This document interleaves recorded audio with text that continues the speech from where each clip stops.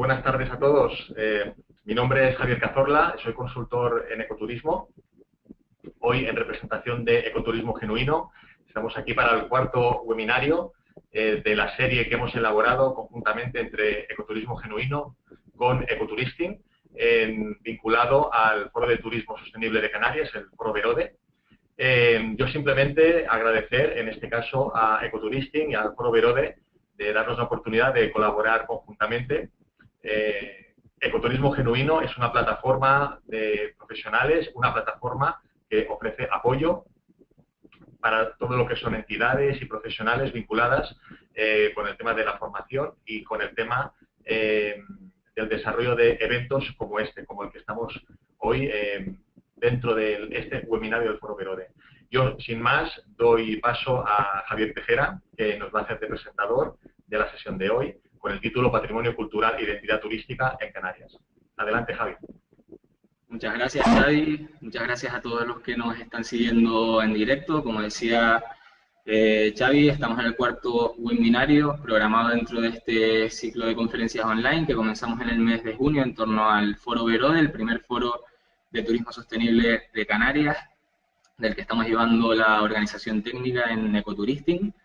Como decía Xavi, el título que nos trae hoy es Patrimonio Cultural e Identidad Turística en Canarias. Concebimos la sostenibilidad turística desde un punto de vista amplio, no solo ligado a atributos, a valores medioambientales, sino también sociales, culturales y económicos, y es por eso que queríamos que uno de los temas, una de las temáticas que fuésemos a tocar en este ciclo de conferencias online fuese en torno a lo que es el patrimonio cultural como parte de la identidad turística de un destino, en este caso de las Islas Canarias, y como parte con valor añadido de la oferta turística que se proyecta de cara a los visitantes que residimos aquí en Canarias. Muy rápidamente, para aquellos que nos estén siguiendo por primera vez, el Foro Verode, el primer foro de turismo sostenible de Canarias, es una idea concebida desde nuestra parte, desde Ecotouristing, como decía, llevamos la organización técnica, pero hay muchas otras entidades involucradas en la coorganización de la cita, desde el Gobierno de Canarias, la Dirección General de Ordenación y Promoción Turística, hasta el Cabildo de Gran Canaria, en el ámbito insular, tanto la Consejería de Medio Ambiente y Emergencias como el Patronato de Turismo, y también a nivel municipal el Ayuntamiento de Agüimes, el municipio en el que justamente me encuentro yo ahora mismo. Estamos a estamos a 2 semanas ya de la cita presencial, que va a ser el 10 y 11 de octubre en el Teatro Auditorio de Agüimes. Estamos, la verdad, pues con los últimos detalles ya a nivel organizativo, logístico, contenidos de las ponencias, trato con todos los ponentes y demás, con lo cual pues se puede imaginar que estamos, como digo, a tope. La página web del foro es turismosostenible-canarias.com. Ahí pueden consultar el programa tentativo de sesiones, está prácticamente cerrado, a falta de algunos pocos retales. Hemos venido publicando muchos contenidos en Facebook y en Twitter con el hashtag VerodeTS 2017. Justamente estamos estos días atendiendo a muchos medios de comunicación, por ejemplo, esta mañana estuvimos en una radio, ayer en otra, mañana estaremos en otra. Estamos publicando todos estos contenidos para que también puedan hacer todos aquellos que quieran un seguimiento de todas estas informaciones que consideramos también relevantes y que un poco de alguna forma incentivan el debate previo en torno al Foro Verode, igual que también creemos que está incentivando de alguna forma ese debate previo a este ciclo de seminarios web, que como decíamos al inicio, concluye hoy con esta cuarta cita, bajo la temática Patrimonio Cultural e Identidad Turística en Canarias. Y para ello hemos contado con 2 profesionales, uno de Tenerife y otro de Gran Canaria, con perfiles diferentes, pero creemos y consideramos que complementarios para poder hablar en profundidad de esta temática desde diferentes prismas. Y si les parece, vamos a comenzar ya con las 2 presentaciones. Vamos a seguir un poco un formato similar al del resto de webinarios. Para aquellos que nos sigan por primera vez, haremos una pequeña presentación, cada uno de los ponentes hará una pequeña presentación de unos 10 minutos aproximadamente, tal vez algo más, y dejaremos la segunda parte del debate, la segunda media hora, para interactuar un poco. Yo iré lanzando algunas preguntas y del mismo modo les invito ya a que vayan lanzando preguntas y comentarios a través del chat de la aplicación del GoToWebinar, para que también les podamos dar voz e incluyamos en ese turno de preguntas y de interacción algunas preguntas de aquellos que nos estén siguiendo ahora mismo en directo. Así que, sin más dilación, si les parece, vamos a dar paso al primer panelista, a Iván González. Él es el director de la empresa Eventium Project, es una empresa con sede en Tenerife, pero de ámbito regional, en Canarias, con más de 10 años de experiencia en el sector del turismo y del patrimonio en Canarias, que además basa sus proyectos en el uso de la innovación para una comunicación inmersiva, con mucho uso de tecnologías y con mucha innovación en la gran mayoría de proyectos en donde participan.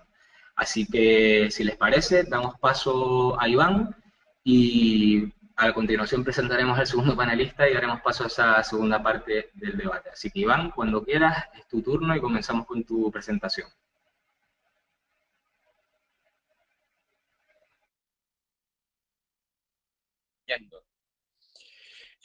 Bueno, como bien ha dicho Javi, nos dedicamos nosotros hablamos de divulgación inmersiva, porque toda la comunicación que queremos hacer la hacemos a través de eso, de una comunicación inmersiva donde quien nos lee, nos escucha o nos ve, siempre recreamos el contexto del que estamos hablando a su alrededor, de alguna forma.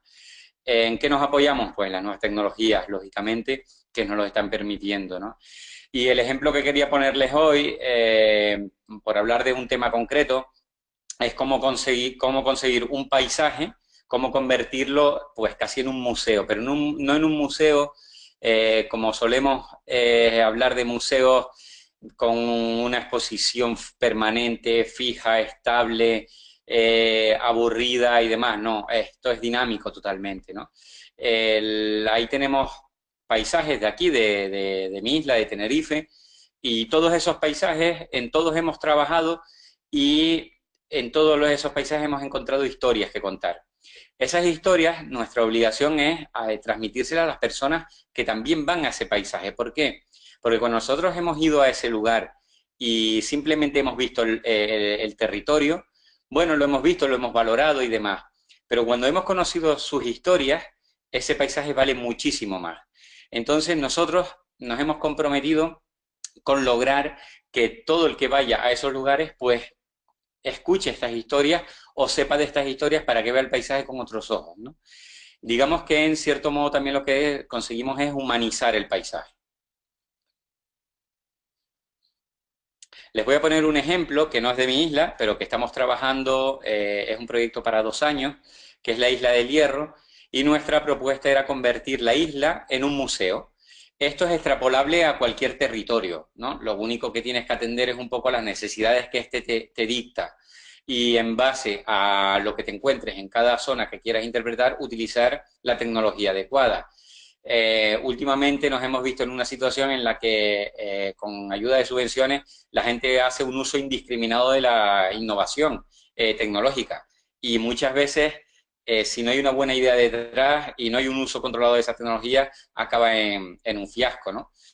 En el caso del Hierro, ahí tenemos la isla con varios puntos señalados, y nuestro circuito para conocer el museo es este. Es igual que cuando vas a visitar un museo, pero en vez de trasladarte a pie a cada una de las salas, te vas a ir trasladando en vehículo, que ahora mismo es vehículo normal, pero que en un futuro va a ser vehículo eléctrico.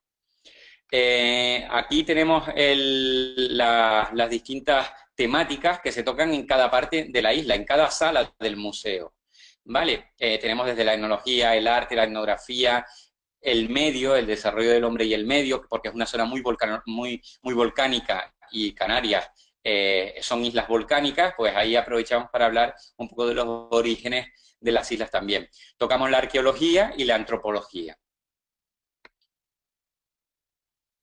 Bueno, ¿cómo lo hacemos? Pues básicamente utilizamos 2 sistemas. Bueno, utilizamos la interpretación tradicional, pero de un modo poco impactante en el territorio, y utilizamos también, como estamos viendo en la imagen, las nuevas tecnologías. Tú te encuentras ante un hito patrimonial que está quieto, estático, no se le ha hecho caso en años, está inerte, es patrimonio inerte, y nosotros estamos en contra de esa visión del patrimonio y creemos que el patrimonio tiene que ser vivo y dinámico. Y la mejor forma, a través de la videorecreación. En este caso no lo hemos podido utilizar porque, en la presentación porque no podemos poner vídeo, pero lo que ves es que a través de tu móvil lo que verías es una acción que sucede en ese sitio cuando ese patrimonio tenía vida y era utilizado, ¿no? Eso nosotros lo conocemos como la videorecreación, y en vez de tener un panel enorme, impactante, de 2 metros de alto por 1,5 metros de ancho, lo que tenemos es un simple baliza de madera con un QR, un enlace QR que te hace ver ese vídeo. Con solo ver ese vídeo ya no necesitas escuchar ningún tipo de explicación, ni leerla, ni mucho menos, ni poner paneles en 8 idiomas, en 7 idiomas o lo que quieras. Solamente viendo el vídeo vas a entender la interpretación patrimonial que hacemos del hito.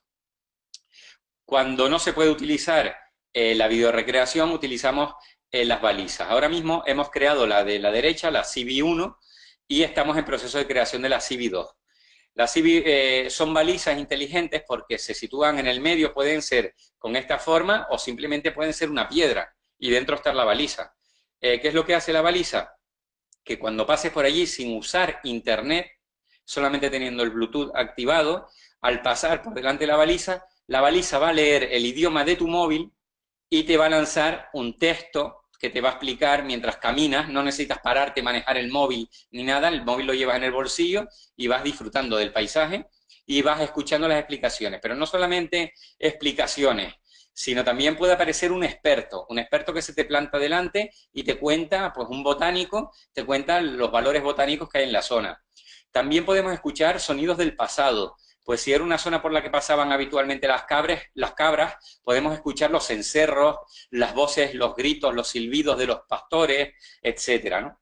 Es la idea de que cuando pases por ahí puedas saber que ese lugar en el que estás no es un simple sendero, sino que tiene muchas historias detrás y que tú las estás viviendo en primera persona. La diferencia entre una baliza y otra es que la de la CV1 solo puede reproducir sonidos y bueno, audio, mientras que la CV2 lleva carga por panel solar y este sí podría reproducir hasta vídeos, ¿vale? Aquí es un ejemplo, un simple ejemplo de cómo es la experiencia. Vas caminando, en este caso se pone la mano en la oreja porque no lleva unos auriculares, pero que tú vayas con el móvil en el bolsillo y unos auriculares puestos, que a lo mejor tampoco hacen falta, porque con el tener el altavoz del móvil ya te es suficiente, tú echas a caminar y vete disfrutando del sendero. No necesitas estar parándote a leer nada. Tú disfruta del paseo y vete empapándote de todo de los sonidos que vas a estar escuchando, de lo que te van a ir contando, de fantasmas que te vas a encontrar del pasado, que se van a cruzar y los vas a escuchar, etcétera. Esto es como en Canarias, por lo menos, se lleva interpretando el patrimonio en los últimos 25 años y nosotros entendemos que este sistema está bien, tiene su uso, pero estamos en contra. ¿Por qué? Porque creemos que con el sistema de balizado inteligente sustituimos los paneles estos por las balizas. Las balizas inteligentes, que ya digo, pueden no verse siquiera.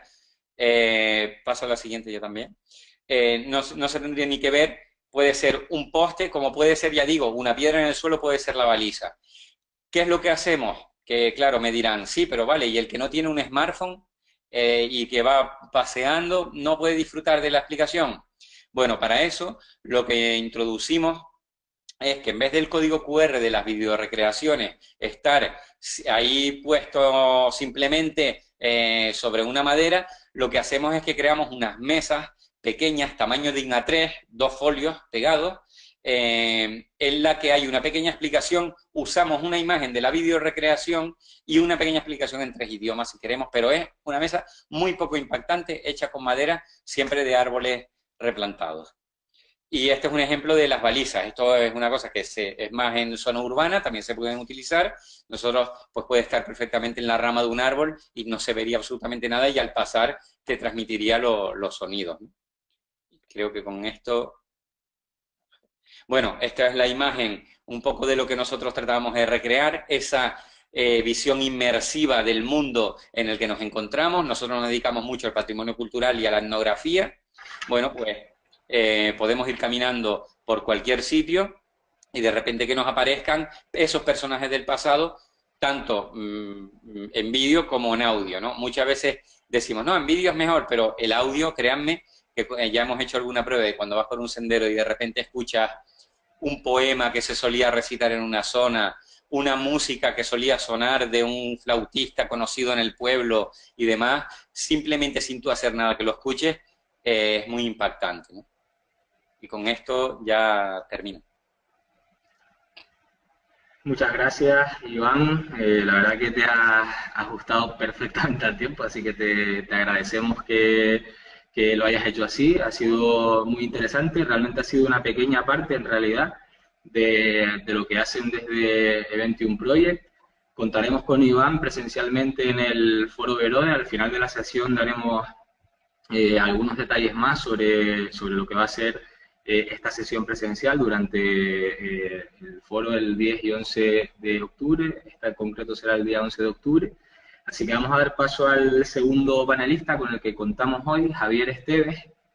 Él forma parte de la empresa Acción para la Participación Ciudadana, App Ciudadana, y nos ha parecido interesante contar con él y con su presencia, con su participación, ya que son los encargados de desarrollar el proceso participativo en torno a la población residente en la cumbre de Gran Canaria, conectada con el proceso de la declaratoria de risco caído y espacios sagrados de montaña por parte del Cabildo Gran Canario, que está optando a la declaración como Patrimonio Mundial de la Humanidad.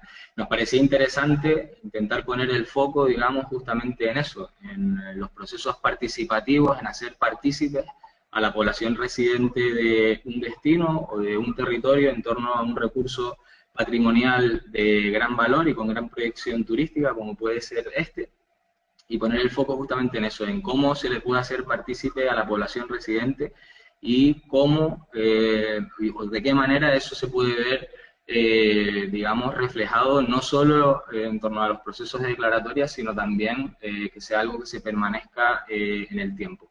Así que, Javier, sin más dilación, te doy paso, es tu turno, hacemos tu presentación de 10 minutos y damos paso a la segunda media hora de interacción. Recuerdo, por favor, al público que nos está siguiendo en directo que pueden lanzarnos sus preguntas para hacérselas llegar a los dos panelistas con los que contamos hoy. Javier, cuando quieras, tu turno. Gracias.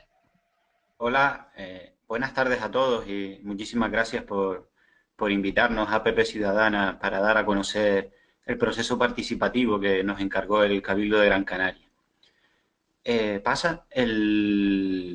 Nosotros, Acción Profesional para... soy simplemente la cara visible, somos un equipo multidisciplinar formado por Claudia, que es arquitecta, Ana, abogada, Carlos, que es licenciado en Bellas Artes, y yo, que soy geógrafo. Este enfoque multidisciplinar luego se va a ver en la propuesta que le hicimos llegar al Cabildo para el desarrollo del proceso participativo. ¿Pasa? El proceso participativo es importante saber por qué se convoca. Es realmente al presentar la candidatura el Cabildo de Gran Canaria a la UNESCO para que un paisaje en concreto sea reconocido como Patrimonio Cultural de la Humanidad, la UNESCO obliga a que todas las candidaturas tengan en cuenta, desarrollen un proceso participativo para que los ciudadanos afectados antes hayan sido consultados y puedan hacer propuestas, sobre todo de cara a su gestión, para que ese espacio luego, de algún modo, si afecta a población, pues tenga garantías de contar con la aquiescencia de esta población y tenga viabilidad en cuanto a que sea un paisaje luego vivo, ¿no? Y asumido por la población residente. La candidatura Es un ámbito de unas 18.000 hectáreas que está en el corazón de Gran Canaria, ¿vale? Y se caracteriza por ser un paisaje cultural que alberga unos yacimientos arqueológicos bastante singulares porque son muy representativos de unos conocimientos astronómicos de la cultura indígena prehispánica, la verdad que insólitos. Luego también es un poblamiento troglodita activo hoy en día, pero que hunde sus raíces en esa cultura desaparecida y que se desarrolló en un aislamiento durante 1500 años. Luego todo el paisaje resultado de las actividades tradicionales que se han desarrollado en ese espacio, agricultura, ganadería, alfarería, etcétera. Y luego uno de los elementos más singulares es el patrimonio inmaterial que se da dentro de este ámbito, que viene representado fundamentalmente por la trashumancia. Es en este lugar donde residen los últimos pastores trashumantes de Canarias, y por un elemento intangible, pero que condiciona, digamos, la cultura humana que se ha desarrollado en este sitio, que es la relación de la población local con el cielo, con los celajes, como ellos lo dicen. ¿Pasa? Nuestra propuesta se basaba principalmente en trabajar, digamos, tres aspectos. Uno, informar bien a la población residente de las características de la candidatura. Es decir, hay que socializar la información que en un momento solamente residía en la administración que encabezaba la candidatura, que era en este caso el Cabildo. Por otro lado, crear espacios donde la población residente pudiese debatir, pudiese deliberar y, por último, pudiese hacer propuestas que fuesen recibidas por el Cabildo e incluidas luego en el plan integral que presenta a la UNESCO como instrumento de gestión de ese espacio a declarar como Patrimonio Cultural de la Humanidad.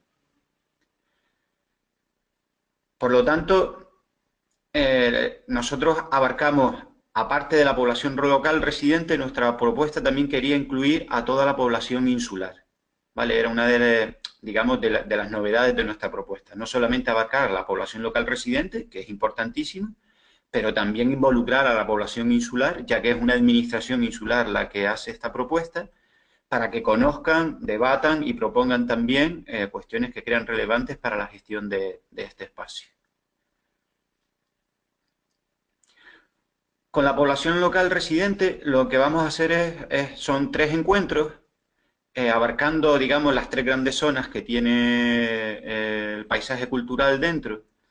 Y estos encuentros, en cierto modo, se caracterizan por que nosotros no solamente queremos desarrollarlos colectivamente, es decir, no queremos llegar al sitio e imponer una metodología en el que nosotros vamos a ser personas activas o solamente vamos a exponer nosotros, sino que estos encuentros queremos que sean activos, en el que la población local sean las protagonistas, ¿vale? Y en el que ellos también nos ayuden al diseño de estos encuentros, porque ellos tienen unas expectativas, tienen una serie de preconceptos, a lo mejor, sobre cuáles pueden ser las problemáticas, cuáles pueden ser las oportunidades, etcétera, y nosotros queríamos que, en cierto modo, el diseño de estos encuentros fuese de una manera colaborativa también con la población local residente. Los principales hándicaps que tiene el proceso participativo es la escasa duración en el tiempo, tenemos hasta diciembre para presentar resultados. Otro es la dispersión edificatoria de la población, digamos, la población local son entre 5 y 6.000 personas que están terriblemente repartidos por todo el territorio, son pequeñas entidades de población, en muchos casos de 50 a 100 personas, y esto nos dificulta mucho pues llegar a la mayor población posible, con lo cual hemos decidido que sea un proceso más cualitativo, es decir, que las aportaciones sean más basadas en calidad de las aportaciones que en cantidad. Y otro de los hándicaps importantes que tenemos es que esta zona coincide con lo que es la Reserva de la Biosfera de Gran Canaria, donde se han desarrollado procesos participativos ya anteriores, procesos participativos que en muchos casos no han concluido satisfactoriamente, con lo que nos encontramos con una población poco receptiva para continuar con procesos participativos en los que ya tienen sus dudas de su eficacia debido a la no continuidad de procesos anteriores. Entonces, el método que estamos intentando hacer es una relación, una red de personas, buscar a testigos relevantes o personas privilegiadas, en cierto modo, que nos puedan dar información sobre, uno, otras personas interesantes a los que llegar y que puedan hacer aportaciones al proceso.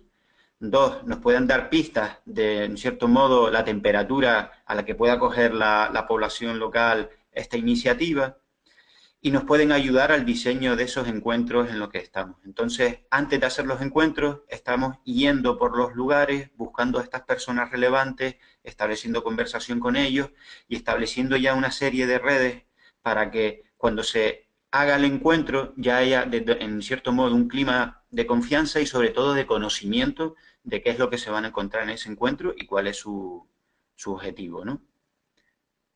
¿Pasa? Estos son diferentes imágenes en las que hacemos entrevistas individuales a personas relevantes, a empresas, ¿vale?, que están interesadas en el proceso, gente de turismo rural, empresas, gente que se dedica a la agricultura, etcétera. Y en cierto modo sabemos que va bien este sistema de empezar a hacer relación y red entre ellos porque ya se han enterado y nos han invitado a determinados actos en fiestas o actos puntuales para dar a conocer el proceso y de algún modo eliminar esa incertidumbre que ya se está haciendo un poco en la zona sobre el proceso que se va a desarrollar, fundamentalmente en el mes de noviembre, que es cuando son los 3 encuentros que hemos pensado hacer con la población local. ¿Pasa?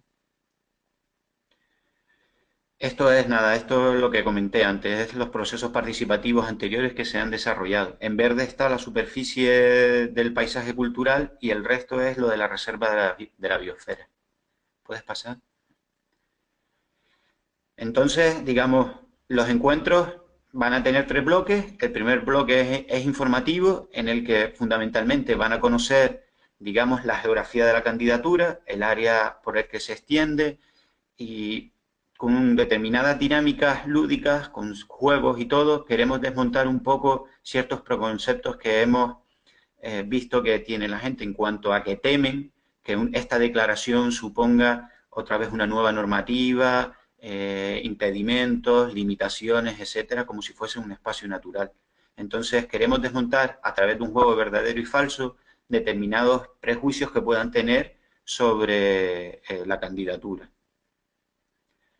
Terminado el bloque informativo, queremos establecer el primer debate en grupo y que ellos valoren si se produce finalmente la aprobación de esta propuesta y este paisaje cultural es declarado Patrimonio Cultural de la Humanidad, qué consecuencias tendría tanto para los yacimientos, para el hábitat, para las actividades tradicionales y para ese patrimonio inmaterial, qué oportunidades podría generar y qué amenazas creen ellos que se podrían cernir sobre los lugares en los que viven, ¿no?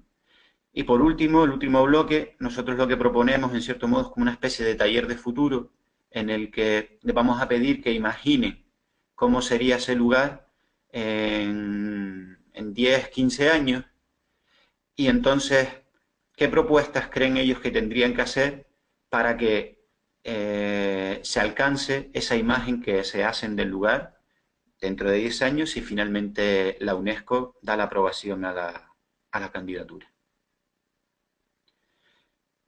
La población insular va a contar con una página web en la que en cierto modo también van a poder informarse, van a poder debatir y van a poder también igualmente proponer.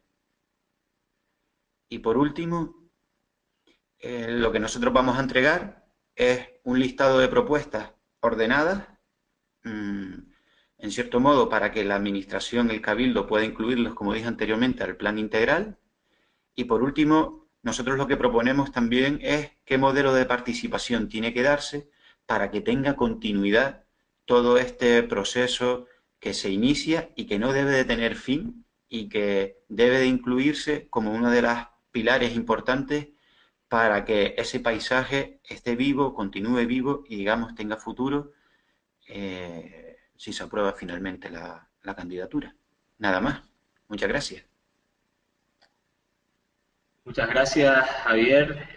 También te has ajustado muy bien al tiempo, así que es de agradecer, sobre todo teniendo en cuenta que en formatos de este tipo pues contamos tan solo con 1 hora y el tiempo pasa volando. Si les parece, vamos a dar paso a esta segunda parte, a interactuar un poco, a lanzar algunas preguntas. De hecho, sigo animando a que lancen preguntas a través del chat. Tenemos una pregunta de Carlos Jiménez, que es profesor de la ULL, pero que creo que se le ha quedado cortada. Si nos está escuchando, por favor la lance sin problemas y la intentaremos incluir en la parte de debate, como digo.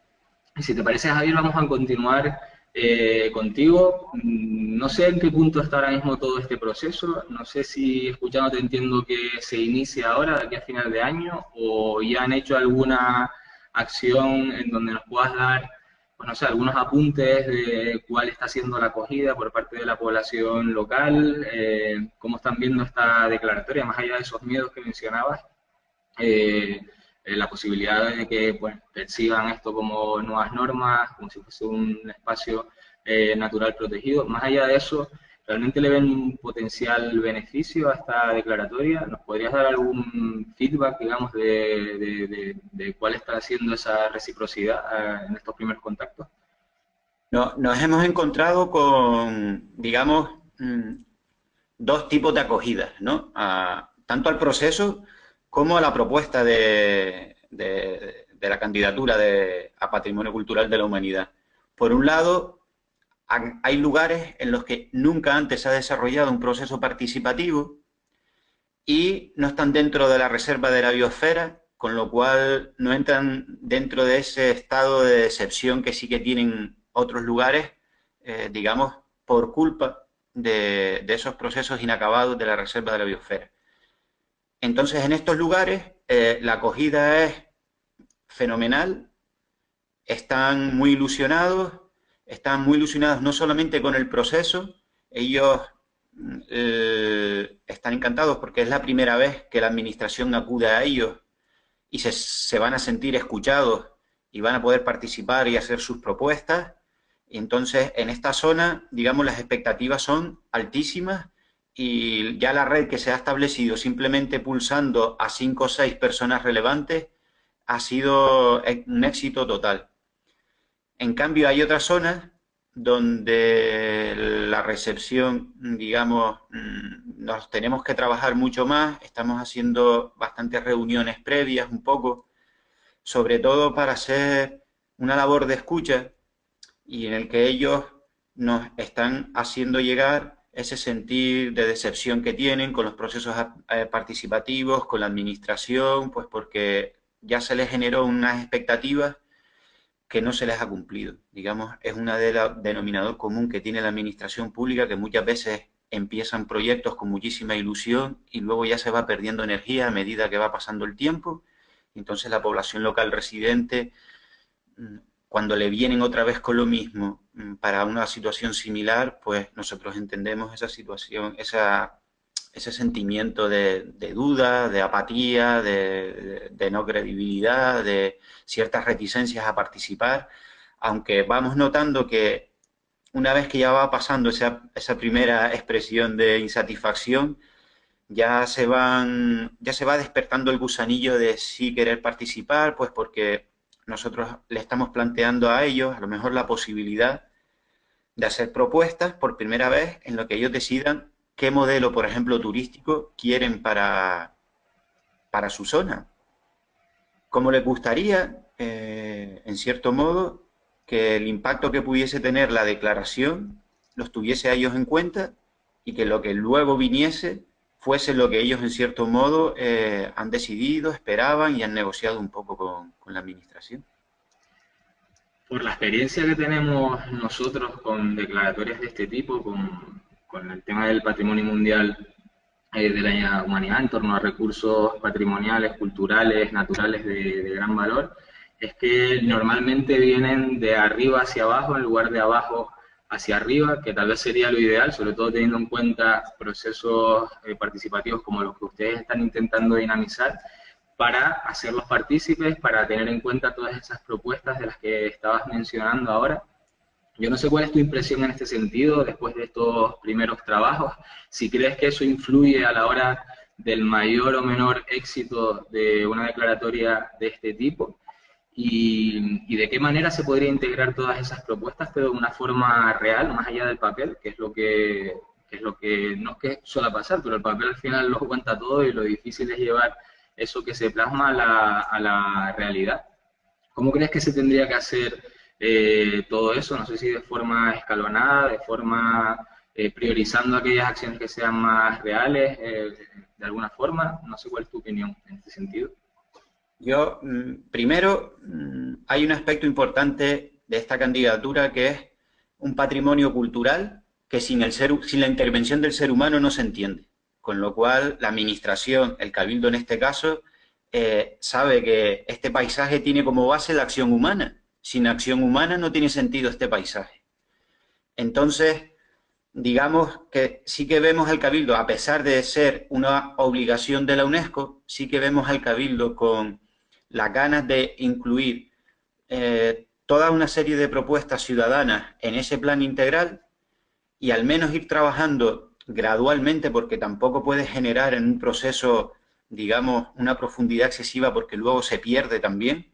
En un principio, incorporar todas esas propuestas básicas, líneas de actuación, y luego establecer una serie de prioridades, es decir, negociarlo también. Ya tenemos qué listados, qué actuaciones creen los ciudadanos que se deben de hacer, la administración los estudia y ve la viabilidad técnica para esas propuestas. Habrán propuestas que no se podrán hacer porque son inviables, por las razones que luego ellos den, pero aquellas que sí que sean viables se priorizarán luego en el plan integral, y el plan integral tendrá una serie de, digamos, anualidades en los que debe de ir materializando lo que anteriormente ha recogido mediante estos procesos. Y yo creo que debe de hacerlo la administración, porque si no se está pegando un tiro en el pie.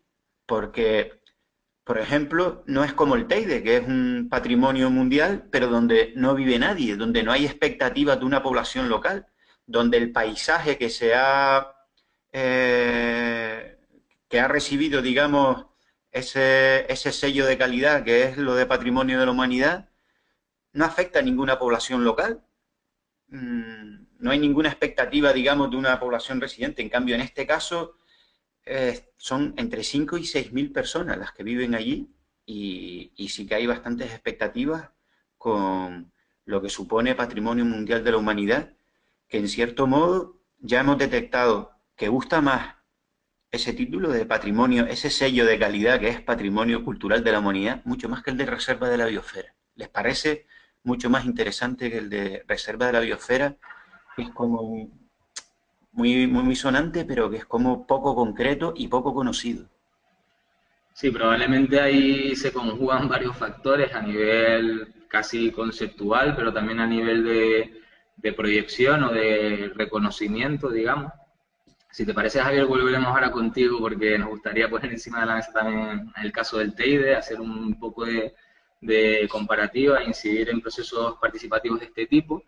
Pero nos vamos ahora con Iván, porque me gustaría que de alguna forma nos explique él también un poco o algo más en detalle qué otras acciones o qué otros proyectos tienen en marcha en torno a Eventium. Realmente es un proyecto, es una iniciativa súper interesante que no se circunscribe únicamente a lo que mencionaba Iván, que también obviamente tiene mucho interés, pero ellos, por ejemplo, organizan eventos con un denominador común etnográfico muy enraizados con lo que es la identidad cultural de las islas, incluso en torno a lugares o territorios que no suelen estar en primera línea de la oferta turística de las islas, con lo cual lo hace, yo creo, aún más interesante si cabe. Así que, Iván, si te parece, muy brevemente, coméntanos algunos de los proyectos, de los eventos en este sentido en los que están trabajando desde Eventium.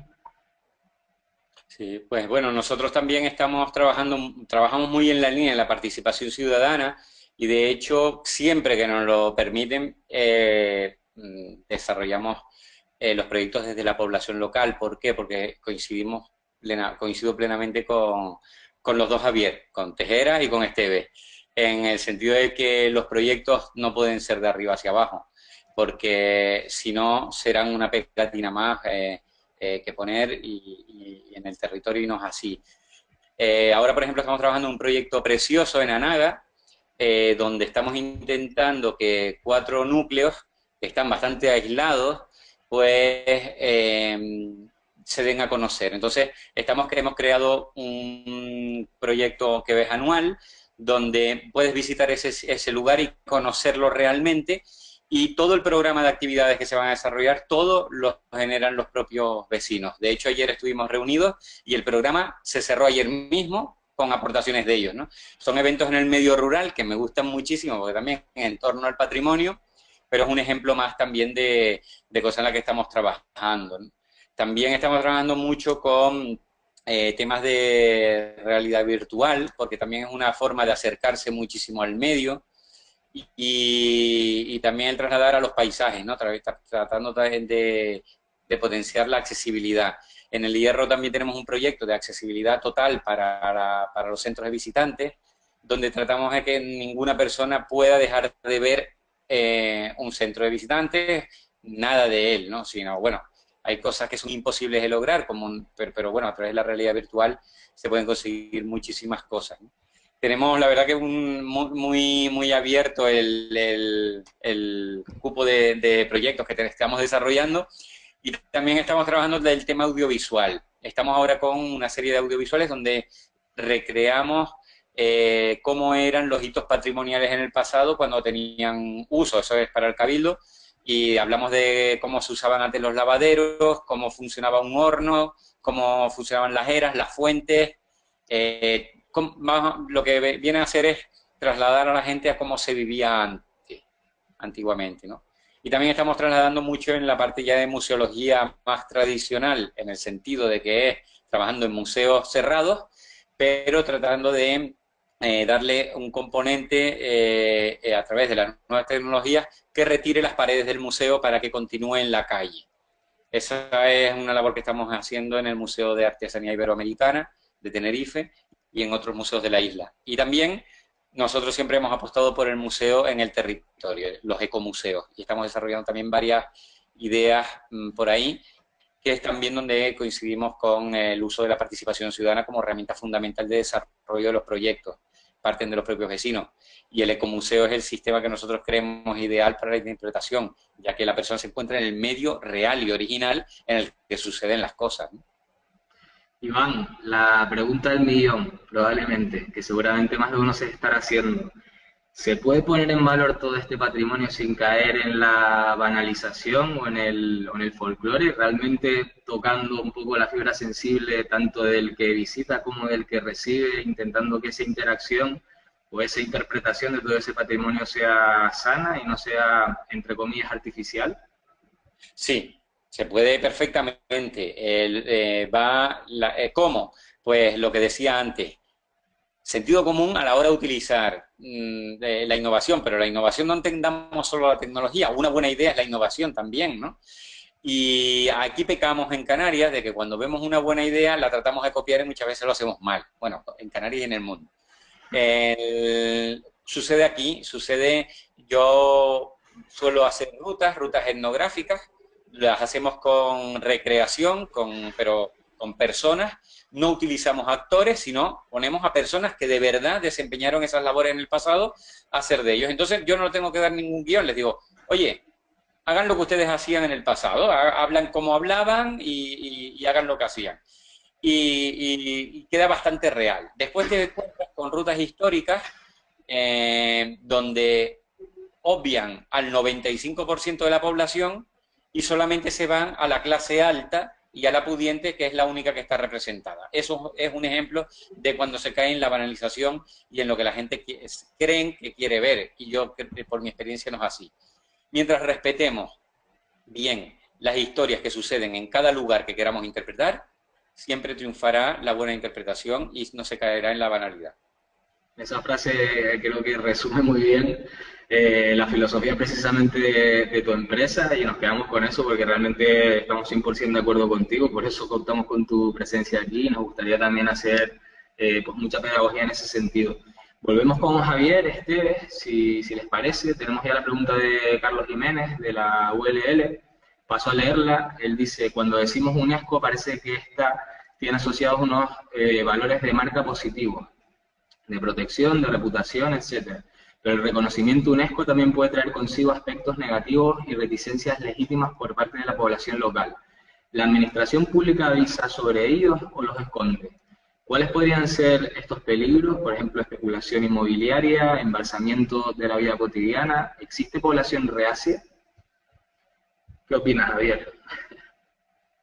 Existe, hombre, a la UNESCO en sí no, ni reacia tampoco. Existe población miedosa a que se dé en el ámbito de riesgo caído lo que está sucediendo en otros lugares declarados Patrimonio Cultural de la Humanidad, como por ejemplo el Machu Picchu, que ya les han amenazado con quitarle la propia UNESCO en la declaración, porque se ha transformado en un turismo masivo y es, digamos, la parte mala que puede tener el turismo cuando no se controla, porque no es ninguna barbaridad decir que a veces el turismo es como el fuego, si no se controla, arrasa. Y entonces, digamos, lo que tienen estos sellos, digamos, estas declaraciones, es que crean un producto turístico. Lo que eran recursos antes solamente, ahora pasan a ser producto turístico. Y sin control, el efecto puede ser devastador.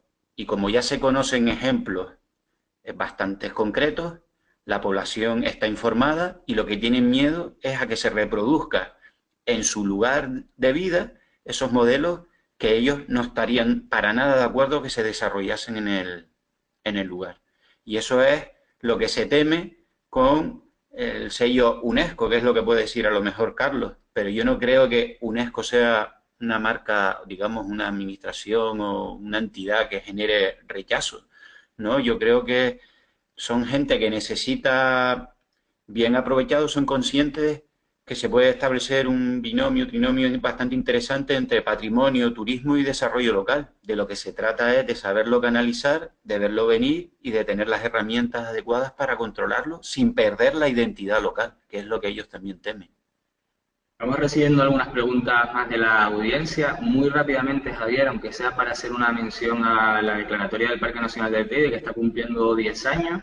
Estamos, digamos, justamente inmersos en un proceso participativo para hacer una revisión de todo lo que fue esa declaratoria en su momento, para intentar también hacer una revisión del plan de uso y gestión del Parque Nacional, donde está este Patrimonio Mundial de la Humanidad, que es el parque nacional más visitado de Europa y el quinto más visitado del mundo.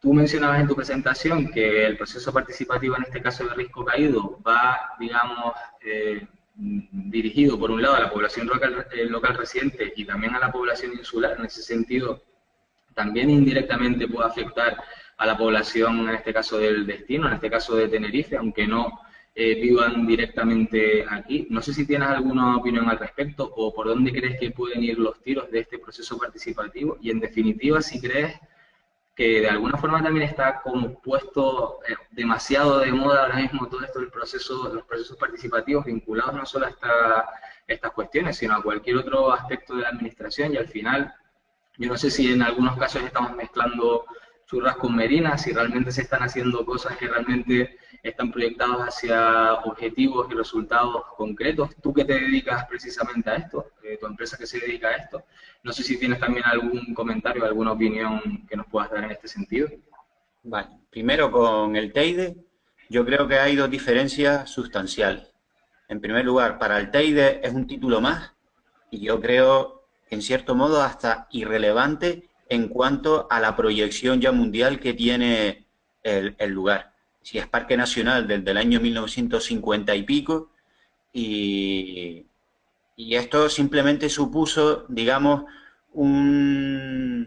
era una iniciativa de la administración por añadir un título más a un espacio maravilloso.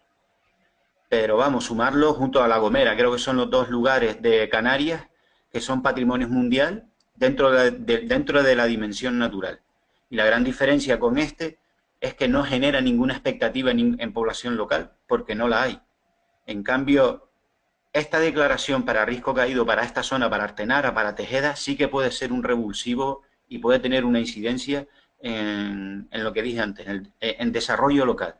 puede serlo, es una oportunidad, un añadido más.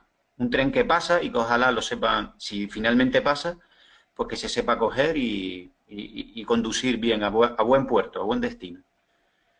Y por otro lado, es cierto que ahora hay una avalancha de procesos participativos. Antes también los había, lo que pasa es que yo creo, primero, no se le daba tanta publicidad y ahora sí que hay una diferencia importante. Antes los procesos participativos solían quedarse en consultas, en información, en cumplir lo básico que obligaba una normativa. Por ejemplo, en urbanismo puedes presentar alegaciones o sugerencias a cualquier plan urbanístico o plan insular o lo que sea. En cambio ahora yo creo que hay una intención, primero, sí de incorporar a la población en la toma de decisiones, creo que sí que la hay, y por otro lado hay una exigencia de la ciudadanía de que la administración los tenga en cuenta a la hora de desarrollar políticas que incidan directamente en su vida. Yo creo que es una evolución cultural de la sociedad que viene dada fundamentalmente por la crisis que hubo, en el que la ciudadanía dejó de confiar en la clase política y sabe que no puede dejarlos solos, sin control, y que, digamos, los procesos participativos son una manera de controlar, pero también de, oiga, incluya usted en las decisiones que tome estas expectativas que tenemos nosotros, que son los que nos va a repercutir esa toma de decisiones suya. Gracias, Javier. Volvemos con Iván. Estamos entrando en los últimos 10 minutitos. Vamos a dar paso a otra pregunta del público, de la audiencia. En este caso de Jaime Hernández. Él nos pregunta si se está pensando en cómo afectaría a la población local una posible masificación en cuanto a visitantes sobre un territorio tan reducido o con infraestructuras que no están preparadas para ello. Y piensa, por ejemplo, en poblaciones como Masca o algunas de Anaga, en las que ya se nota esa cierta presión. Que si esto de alguna forma puede también generar un rechazo para la población y qué recomendaciones se podrían dar pues para trasladar estas iniciativas a aulas especializadas en temas de turismo, en este caso a los docentes. Nos están siguiendo algunos docentes, viendo un poco las presentaciones, así que aproveche, Iván, y si nos puedes dar algunas claves para que también los estudiantes de diferentes grados de turismo, de diferentes ciclos de formación profesional puedan de alguna forma también recibir indicaciones desde un punto de vista práctico en este sentido, pues este es el momento. Sí, bueno, mira, a mí me gusta mucho el modelo que tenía Cataluña, que tan de moda está últimamente, el modelo que tenían los catalanes a la hora de presentar proyectos de patrimonio, de cultural. Los buenos proyectos que se desarrollaban allí llevaban aparejado siempre un plan de desarrollo local. Cosa que ya hacía que si tú intervenías en un lugar, ya tenías que pensar en qué pasaba si había una masificación, tenías que pensar en cómo iba a afectar eso al poblado, etc. Allí lo aplicaron muy bien porque incluso se hizo la inversión en patrimonio para regenerar pueblos que habían quedado abandonados. Y ha funcionado muy bien. ¿Qué es lo que pasa? Que en Canarias hemos entrado en una dinámica en la de que cuanto más turistas vengan mejor, y no aumentamos la calidad, sino que lo que queremos es cantidad. Y eso, en cierto modo, es un problema. ¿Por qué? Porque no estamos midiendo. Masca es un caso claro. Vete, no vayas un sábado o un domingo, digo, vete un lunes o un miércoles. Está igual de lleno. Pasa con el Teide, pasa con cualquier sitio de los que se tratan de potenciar realmente. También hay un error en que concentramos en los valores de un territorio en puntos concretos, cuando yo creo que eso es un error. De hecho, muchas veces a mí me han pedido que organice cosas en lugares que no son estos a los que están tradicionalmente potenciados para la visita. ¿Qué es lo que se puede hacer? Pues cambiar el modelo turístico, eso está claro. El congreso que ustedes proponen, pues ya estamos en el año 2017 y se va a hacer el primer foro de turismo sostenible, pues ya eso dice mucho, ¿no? Hay que decir por fin, pero ¿por qué hemos tardado tanto? Cuando ese problema es visible en la sociedad. Y tú has puesto el ejemplo, claro, que a mí me gusta poner siempre también, que es el de Masca, pero también puede ser miles de otros sitios, como puede ser Montaña Roja, que cada vez está más masificado, Anaga ahora se está publicando muchísimo sobre ello para que la gente vaya a ver Anaga, pero ¿qué le estamos ofreciendo a la gente para que vaya a ver a Naga? El senderismo, que vaya a Naga, que vaya a Naga, que vaya a Naga. Pero no estamos trabajando en qué pasa si de repente todo el mundo va a Naga. No hay para atenderlos, no hay servicio para atender a esa gente, ni ANAGA quiere tener todos esos servicios para atender a toda esa gente. Ahí tenemos que trabajar en el modelo, y si nos están escuchando docentes, son ellos los que tienen que participar en ese modelo y potenciarlo, y a través de congresos o iniciativas como la de ustedes, pues también. Pero tenemos que ser todos los que pongamos un granito de arena. Yo, como empresario, ¿qué es lo que puedo hacer? Decir no a determinados proyectos que van contra mis principios en cuanto al modelo turístico. No puedo hacer otra cosa. Doy mi opinión, si no gusta, pues buscarán a otros seguramente que los lleve a cabo, ¿no? Pero en principio tenemos que todos poner un granito de arena, si no esta isla, pues se nos va. Con la responsabilidad de todos y cada uno de nosotros, probablemente si todos remaran a la misma dirección, no solo el empresariado, también la administración, los propios visitantes, podríamos hablar de una mayor proyección hacia un modelo de turismo sostenible. Antes de darles un último paso para una conclusión, Iván, tenemos otra pregunta de Xavi, una pregunta muy concreta y yo creo que es interesante un poco viendo a lo que se dedican. Él pregunta si podrías comentar algún ejemplo concreto en donde hayan aplicado balizas en un proyecto turístico sobre patrimonio cultural y sobre todo qué tipo de aceptación ha tenido entre los visitantes, que al final es una cosa que puede interesar sobre todo porque todos estos proyectos, si luego no tienen un interés, una reciprocidad o un público que se pueda interesar, pues pueden caer en el olvido. Mirad, ahora mismo me gusta la pregunta porque este tipo de balizamiento se utilizaba sobre todo para zonas que estaban habitadas, urbanas, no grandes ciudades, pero sí urbanas, porque se utilizaba como un medio de orientar a la gente. Si quieres ver esto, vete por allí, si quieres ver esto otro, vete por allá, etcétera. ¿Qué es lo que pasa? Que a nosotros se nos ocurrió la idea de llevarlo a la interpretación del patrimonio rural y al senderismo incluso, ¿no? No se ha hecho en otro sitio. De hecho, el proyecto que estamos haciendo en El Hierro creo que será el primero que lo va a tener. También en Tenerife ya nos han pedido 4 proyectos similares y estamos pendientes de lo que suceda en El Hierro para colocar en Valencia, en varios ayuntamientos, en 31 municipios de Castilla-León y en Aragón. Son los que nos han contactado esperando tener resultados, pero no los tenemos todavía, se están instalando todavía en El Hierro.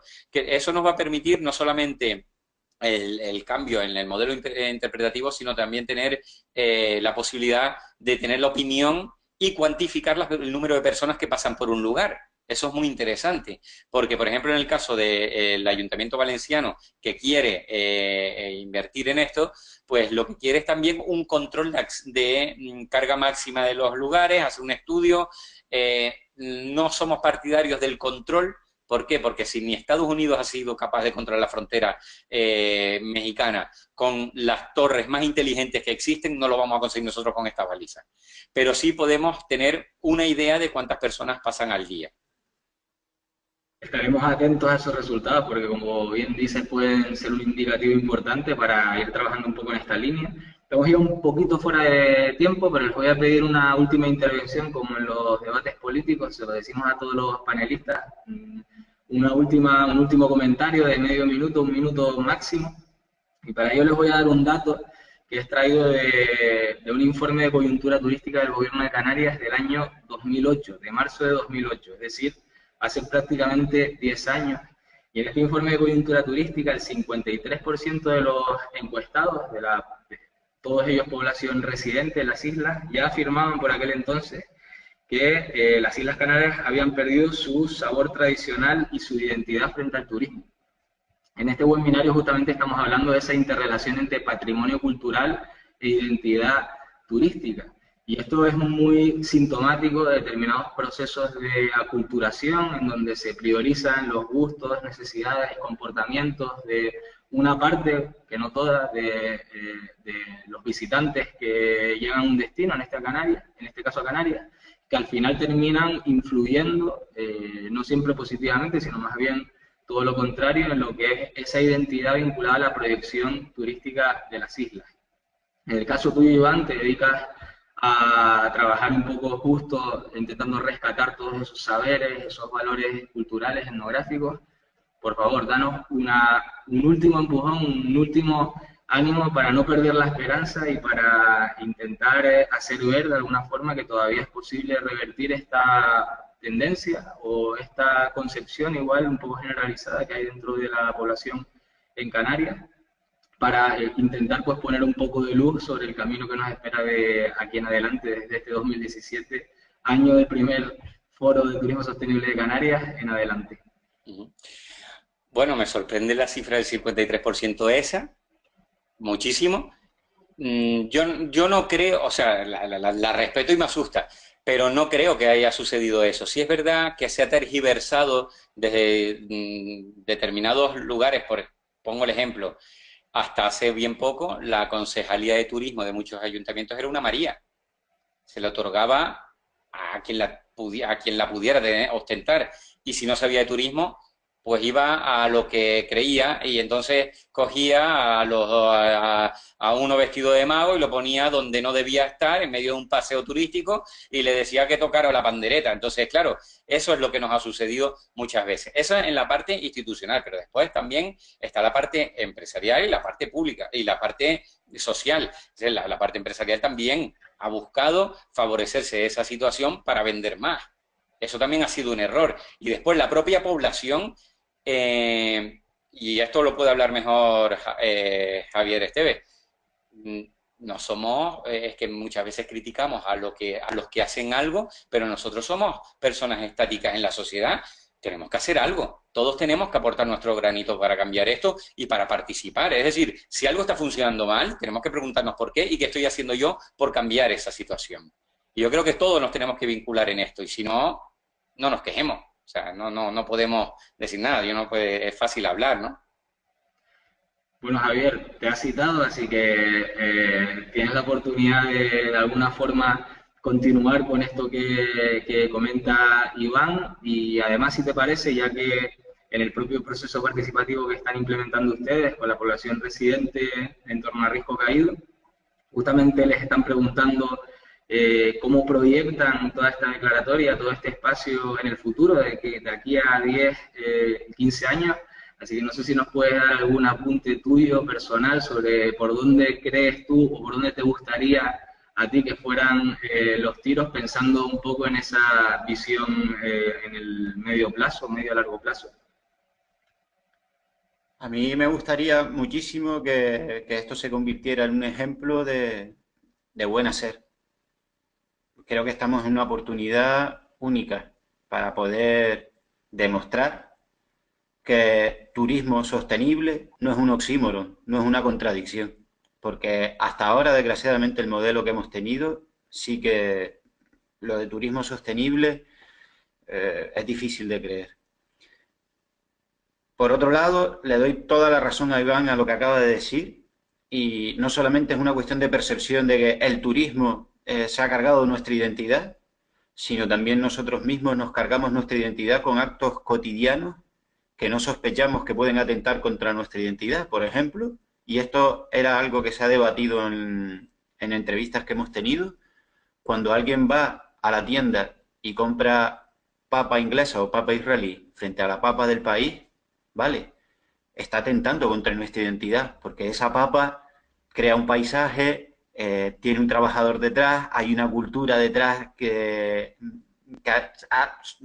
ha tardado siglos en hacerse para conseguir ese producto, y sin embargo tú le das la espalda y simplemente por un criterio económico te vas a la otra papa. Así ejemplos hay muchísimos, y desgraciadamente es algo que se tendría que trabajar, y que sepan que la identidad es algo que la hacemos todos y todos los días. 24 horas al día, 7 días a la semana y 365 días al año, en los actos menos pensados. Pues muy bien, nos hemos pasado un poco de tiempo, pero creo que ha merecido la pena, sobre todo con estas últimas alocuciones. Agradezco muchísimo a la audiencia que haya estado hasta el final. Y antes de terminar, simplemente recordarles que todos aquellos interesados en lo que ha sido este ciclo de conferencias online, pueden entrar en la página web turismosostenible-canarias.com. Ahí están colgados los 3 webinarios anteriores y en unos días, probablemente a final de semana, estará colgado el vídeo completo también de este webinario. Y además pueden consultar pues todo lo que va a ser la programación de sesiones presenciales. Como decía al principio de este seminario web, vamos a tener una sesión también el miércoles 11 de noviembre por la tarde, justo después del almuerzo, en donde hablaremos de patrimonio cultural, de identidad, de esa interrelación entre la población residente y la población visitante que llega aquí a Canarias. Contaremos con Iván, también contaremos con un técnico del Cabildo de Gran Canaria para hablar de todo este proceso de la declaratoria de riesgo caído, no solo con ellos dos, también con otros profesionales. La sesión la va a coordinar Juan Antonio Peraza, conocido por Iván, conocido por mí, Premio Tenerife Rural 2009 y un gran especialista en patrimonio etnográfico y rural. Es todo un lujo contar con él como dinamizador de la sesión. Y sin más dilación, pues le voy a dar paso a Xavi para dar el último adiós. Muchas gracias a todos por habernos seguido. Recuerden a la audiencia, van a recibir un cuestionario para evaluar un poco la calidad de la sesión. Y sin más me despido. Muchas gracias por todo. Xavi, tu turno. Muy bien, yo nada más 30 segundos para agradecer la participación de todos los asistentes. Nos han acompañado desde diferentes islas de las Canarias, también desde América Latina. Y insistir lo que comentaba ahora Javier, al finalizar el webinario tendréis un cuestionario que os pedimos desde Ecoturismo Genuino, desde el Foro Velode, que completéis porque nos ayudan a mejorar y a hacer próximas ediciones un poco mejor. Nada más, simplemente también si queréis consultar más información sobre Ecoturismo Genuino en su página web, ecoturismogenuino.com. Y nada, hasta la próxima ocasión. Muchas gracias.